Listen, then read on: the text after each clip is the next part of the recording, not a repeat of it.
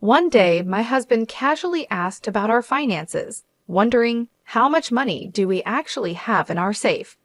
I laughed and guessed probably around $700,000 in total. However, the very next day, when I returned home, I found a signed divorce document on the living room table. Both my husband and the safe had disappeared. My name is Olivia, and at 56 years old, I am a hardworking housewife who still puts in diligent hours at my job. My passion for saving money was instilled early by my mother, who opened a savings account for me when I was a child. She taught me that each deposit would make the balance in my bank book grow, an idea I found incredibly appealing.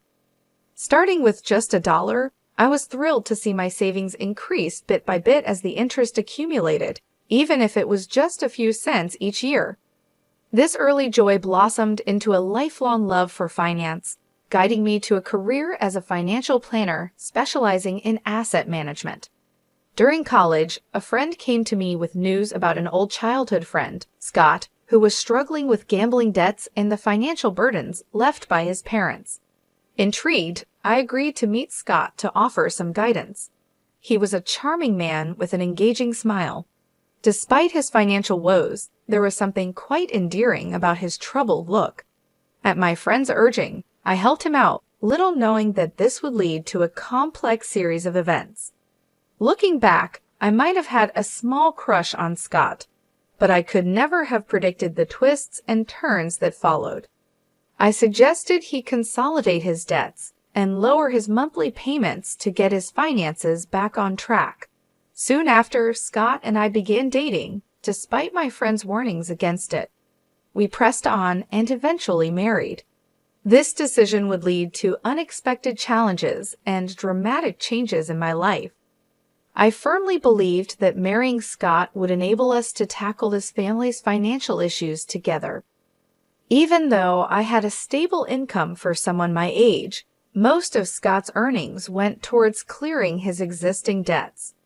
I urged him to cut financial ties with his parents to avoid further debt accumulation. To help manage his expenses, I provided Scott with a monthly allowance of $2,000. When Scott decided to sever these financial dependencies, his decision was met with outrage from his mother, who berated him as an ungrateful son and expressed regret for his birth. His father also criticized me, labeling me a thieving cat. Exhausted by the constant pressure of his parents' debts, Scott finally reached his breaking point.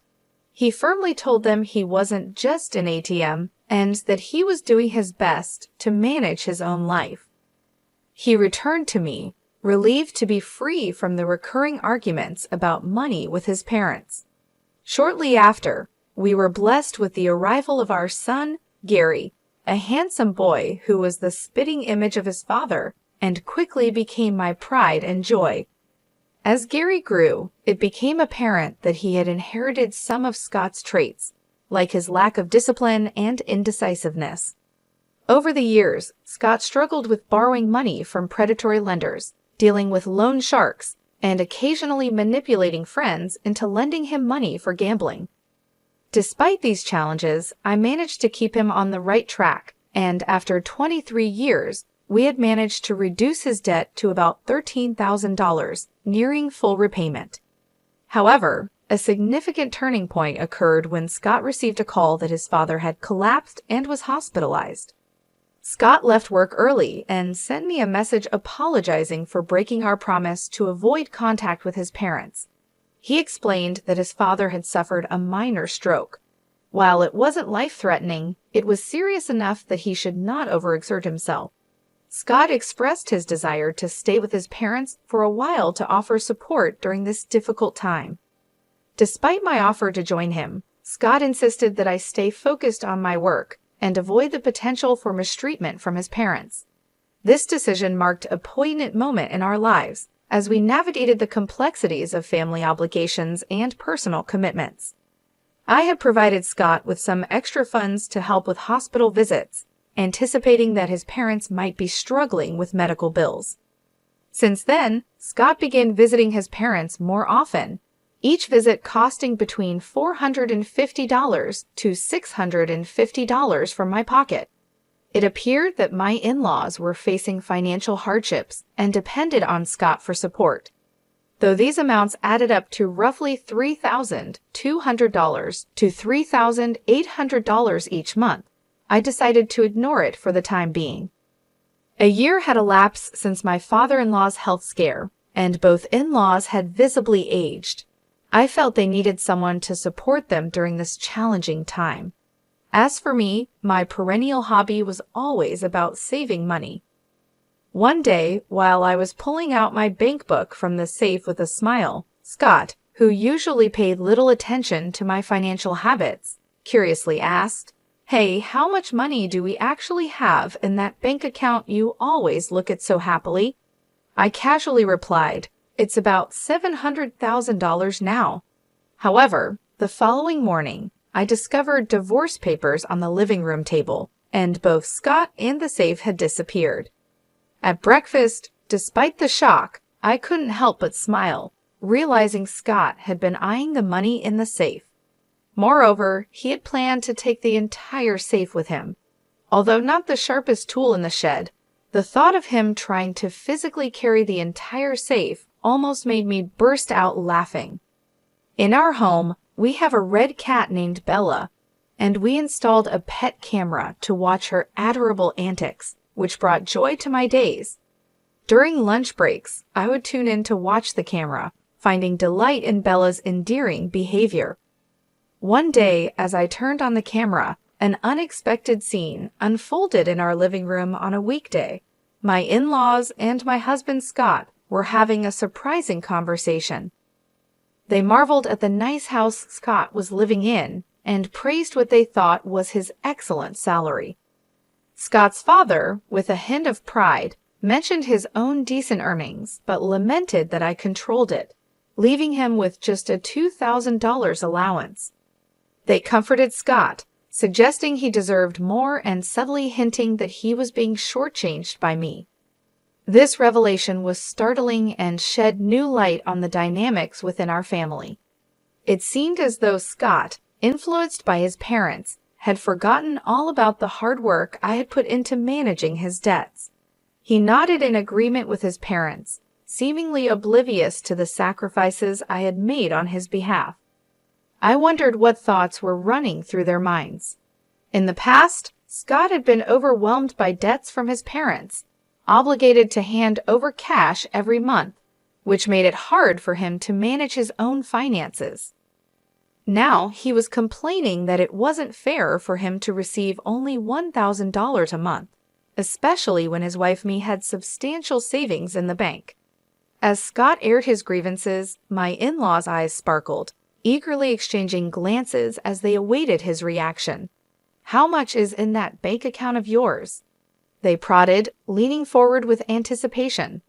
"Last I checked, I think it was around $510,000, or maybe $610,000, Scott responded vaguely.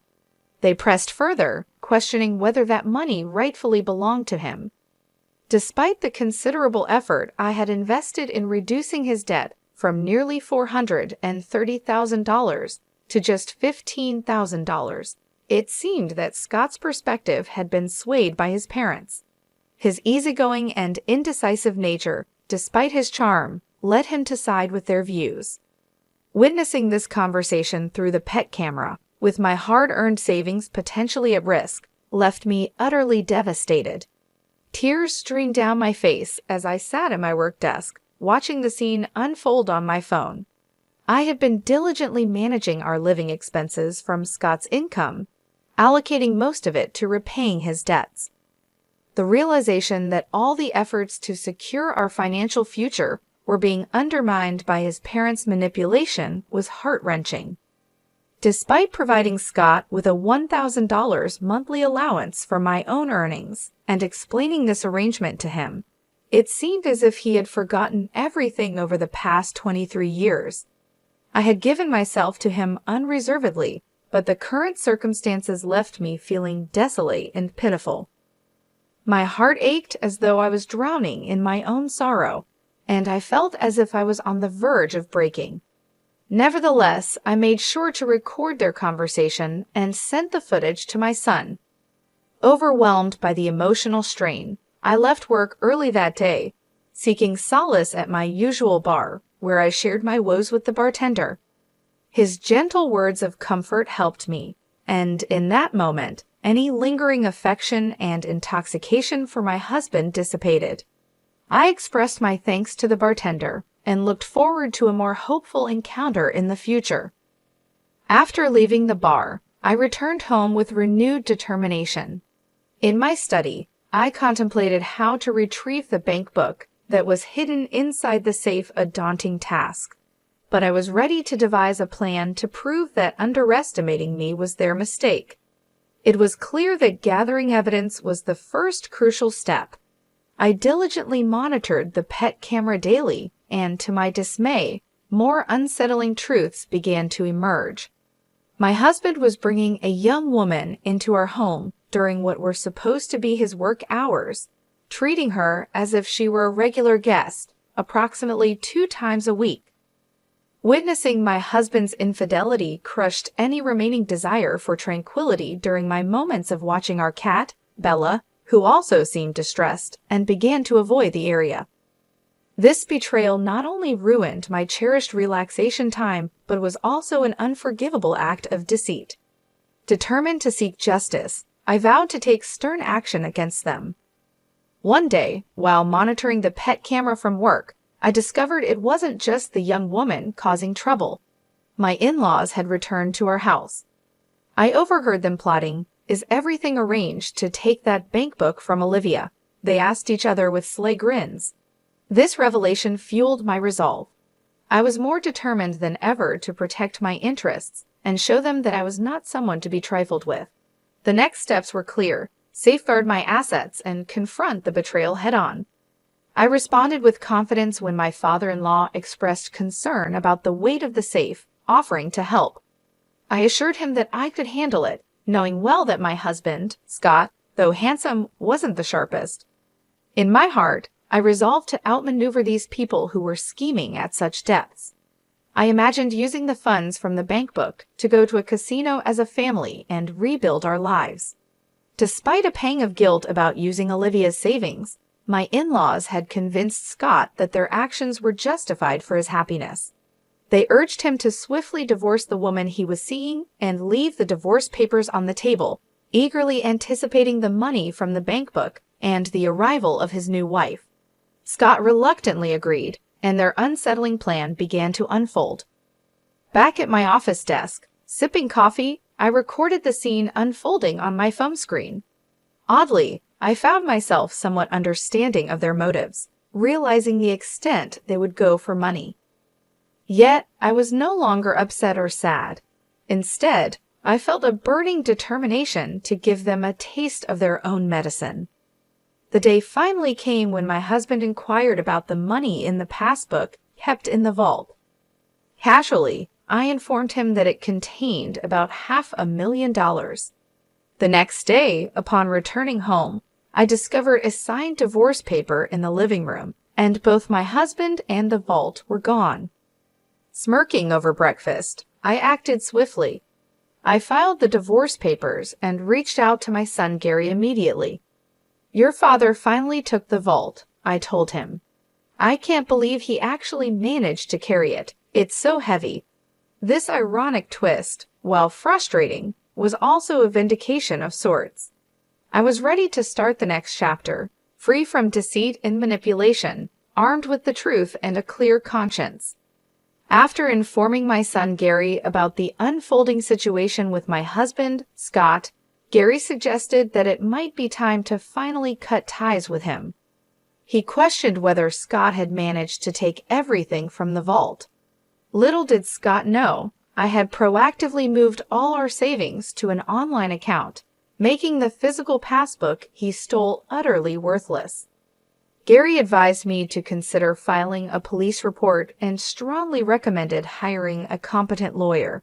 Feeling grateful for his advice, I decided to sever my legal and emotional ties with Scott. I reached out to a lawyer, one who came highly recommended by my trusted private investigator. Exasperated yet determined, I handed over the recordings from our pet camera, which captured all of Scott's and his parents' underhanded discussions and actions. I provided these to both the police and the lawyer, eagerly awaiting their response to the clear evidence of deceit. Shortly after, Scott, in a state of panic, called me. He was frantic, questioning why the passbook was empty and where the $500,000 had gone. I refused to engage with him directly. Calm and collected, I instructed him to communicate through my lawyer if he had any questions or concerns, and then I blocked his number to prevent any further direct contact. I officially reported the incident to the police and provided the same recording to my lawyer, reinforcing the seriousness of the case. Feeling a sense of relief, I allowed myself a moment to reflect. Karma is a real pain, I thought, satisfied with the turn of events and reassured that justice would soon be served. Not long after taking these steps, I received a call from the police. They informed me that they had apprehended Scott, although unfortunately the vault had been damaged. It appeared that in his desperation, Scott had forced it open, and in a fit of rage upon finding it empty, he or possibly his accomplices had set it on fire. The contents inside, though mostly old papers and some personal effects, were completely destroyed. Despite it being his first criminal offense, the nature of Scott's actions breaking into a safe attempted theft and property damage meant that he spent several days in police custody. His parents, who were implicated in the planning, but not the direct action, were released but given a stern warning by the authorities. After his release, Scott's desperation spiraled further out of control. He broke into our former residence, demanding entry and claiming that everything was just a small prank. He insisted that we were still married, causing a significant scene that alarmed the neighbors and required police intervention once again. This final act of desperation by Scott only underscored the necessity of the precautions I had taken. It was clear that I had made the right decision to protect myself legally and financially. The entire ordeal was emotionally draining, but also a powerful reminder of my own resilience. I had managed to stay one step ahead throughout this tumultuous period, safeguarding not only my financial assets, but also my peace of mind. Now, as I looked forward to a quieter, more stable future, I felt a profound sense of closure and readiness to move forward. The tumult of the past months had been challenging, but it reaffirmed my capabilities and strength. I was ready to rebuild, focusing on my well-being and that of my son, free from the deceit and manipulation that had marred my previous life with Scott. After the latest incident involving my ex-husband, I didn't hesitate to act swiftly. I immediately called the police, and he was taken into custody once again.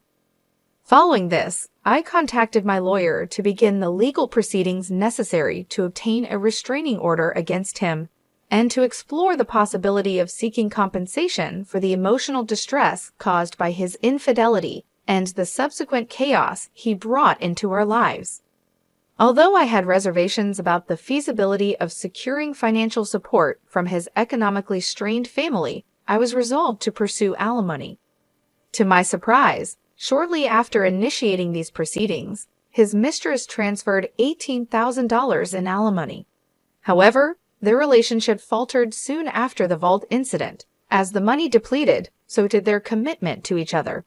It became painfully clear that my ex-husband, his parents, and his mistress were all struggling to keep their financial heads above water. My ex-husband, who was nearing retirement, unfortunately lost his job amidst this turmoil. His parents, trying to scrape by, found low-paying jobs in cleaning services, but were barely managing to make ends meet. Meanwhile, despite his efforts working 3 part-time jobs, my ex-husband's ongoing gambling addiction continued to undermine any semblance of financial stability. In light of these challenges, I stood firm on my alimony demands. I instructed my lawyer to convey a clear message. Real apologies must be demonstrated through actions, not just empty words. If they truly regretted their actions, they needed to show it tangibly, which in this context meant financially. Despite the opportunities I had offered my ex-husband to clear his debts and start anew opportunities he squandered under the influence of his gambling-addicted parents, I found myself reflecting on my own financial security. The $700,000 I had saved was the fruit of a lifetime of diligent saving and wise financial management. Realizing the importance of enjoying life while securing my future, I decided it was time to focus on personal fulfillment. I took pleasure in the simple joys of life, such as updating my bank book. I'd also opened a new bank account, ensuring better management and security of my finances. Currently, I lead a serene life with my cherished red cat, Bella, who provides constant companionship and comfort. My son occasionally visits, bringing with him stories of his own life adventures and his girlfriend, which adds a layer of joy to my days. Now, my priorities center around self-care and planning for the future. One of my first actions was to consider the purchase of a new, larger vault, a practical measure to ensure the safety of my accumulated savings. This step was not just about security, but also about reclaiming control over my life and my assets. With Bella by my side, I find myself more content and happier than I have ever been. The tumult of the past, marked by betrayal and financial strife, is now behind me. I look forward to a peaceful and fulfilling future, knowing that I have the resilience and independence to face whatever may come. This period of tranquility and empowerment is not just a phase, but a new chapter in my life, one that I embrace wholeheartedly as I continue to thrive and find happiness in the simplicity and security of my new life.